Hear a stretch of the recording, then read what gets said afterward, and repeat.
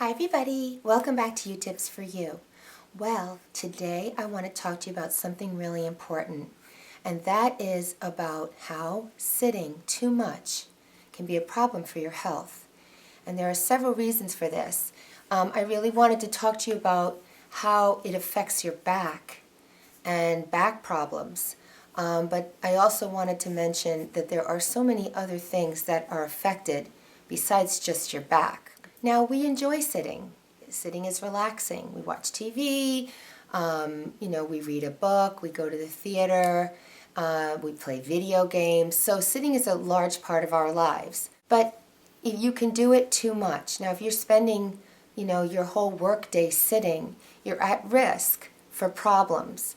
You need to get up and move around. So what can sitting cause? Envision how you're sitting at your desk at work. Most likely, you're leaning forward, you're craning your neck, you're slouching, your shoulders are rounded, and your head is kind of protruding forward. And we stay like that often for hours. And what that starts to do is it misaligns the head and the neck and the shoulders, causes a lot of problems. Causes misalignment of the spine. The spine is shaped kind of like an S. So you want to always try to keep it in its natural form. But when you sit like that, slumping, you put a lot of pressure on your shoulders. So what you want to do is make sure your head and neck and shoulders are in alignment. Sit up straight.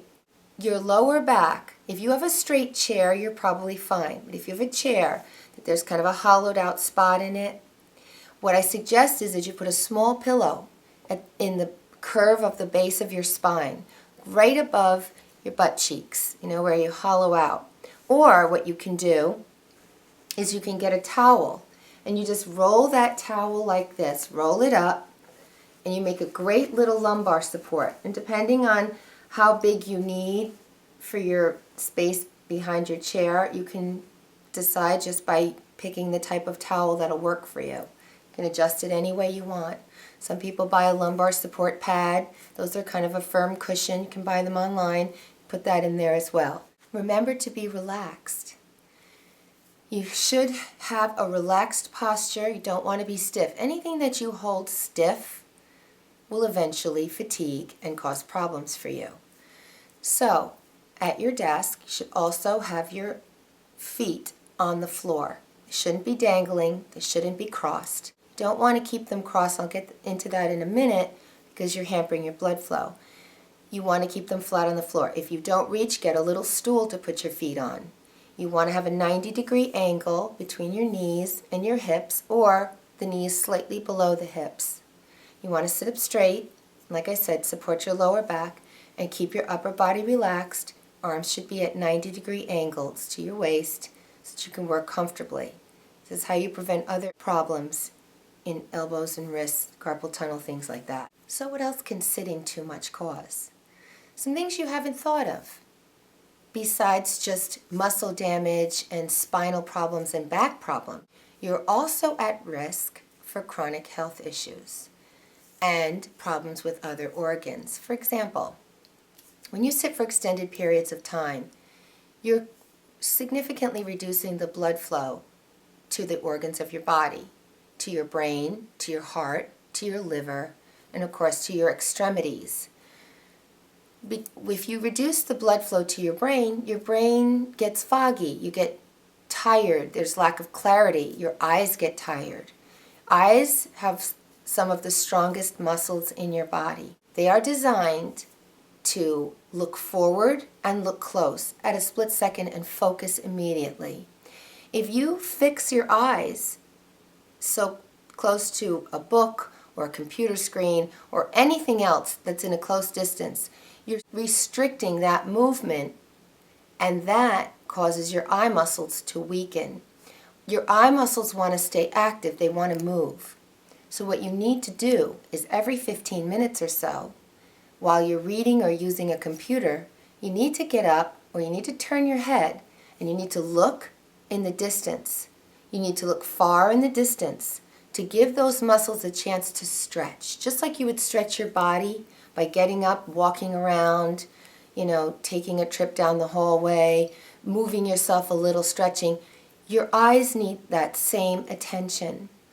Blood flow to the eyes is very important for your vision. The health of your eyes is directly related to the amount of oxygen and blood flow that your eyes are getting. So you have the whole brain area that needs blood, it needs oxygen, and when you sit too long, you're depriving that area of the nutrients. They're also mood-enhancing nutrients and DNA protective nutrients that flow through our bodies at all times. They flow much better when we have movement and we have more oxygen coming in.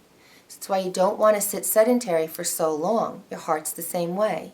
So if you don't move and exercise and try to get up and walk around, you're decreasing the blood flow there. This leads to increased risk for heart disease. We all know that exercising is wonderful for cardiovascular. But even if you exercise outside of the office, it's vital that you get up and walk around during the day, because you can't just wait 8 hours to go and exercise. Your body wants to be moving throughout the day.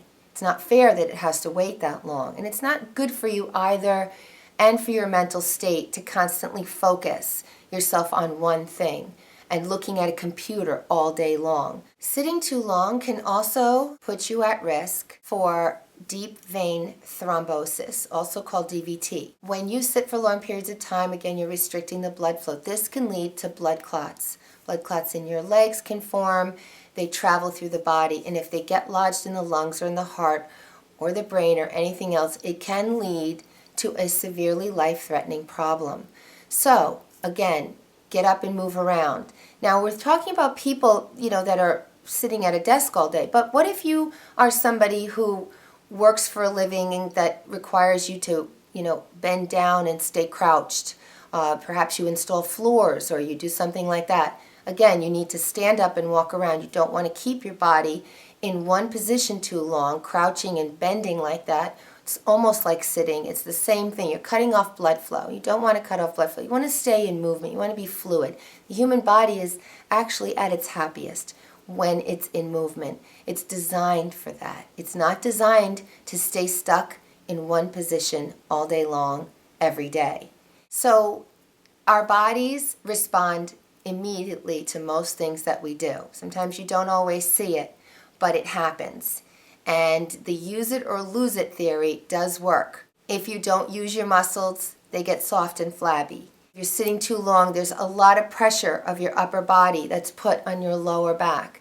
That leads to strain and problems, which can lead to herniated discs, which are very painful, and it affects nerves. The nerves run down your leg, and it leads to a lot of problems. So I hope I pointed out a lot of great reasons why you don't want to sit for long periods of time, why it is very important to you and your health to get up every 15 to 20 minutes, to walk around, spend some time on your feet. Don't just stand up and then sit back down again. Walk around, go talk to your colleagues, walk down the aisle, go get a snack, go get a glass of water. Something to break up the monotony of sitting in one place. And then remember the points that I mentioned about how to sit. Remember, 90 degrees. Remember to keep your body relaxed and start to tell yourself, put a little note over your computer. If you feel yourself craning forward, putting that strain on your neck and on your back, remember, sit up straight. Put something behind your lower back. These are so important. And this is important for all ages. And, you can get away sometimes with these things when you're in your teens and you're more flexible. But you get into your 20s and later, and it will start to bother you, and the older you get, the more problematic it is. And once you have these chronic problems, they pop up so quickly no matter what you do. And always watch the lifting and the twisting. Keep everything close to the body, bend the knees, protect your back. Your back is such an important thing. It carries your whole body around, and it is really important for everything that we do. So I'm going to have a video upcoming with some stretching exercises that you can do, other types of things that you can do if you have back problems and discomfort. These are great exercises. I think you'll find them very beneficial. You can do them throughout the day, at your office or your home, and take breaks, and you can make yourself feel better if you are suffering from problems like this. Okay, so I hope you found this video very helpful. I hope you'll subscribe because I have a lot more to come, and please do subscribe if you're interested in seeing that back stretching video that I have upcoming. And please visit me at my blogspot where I do a lot of writing, and I'm also on Facebook and Twitter, and we can stay connected there as well. Okay, so thanks so much for viewing. Bye-bye now.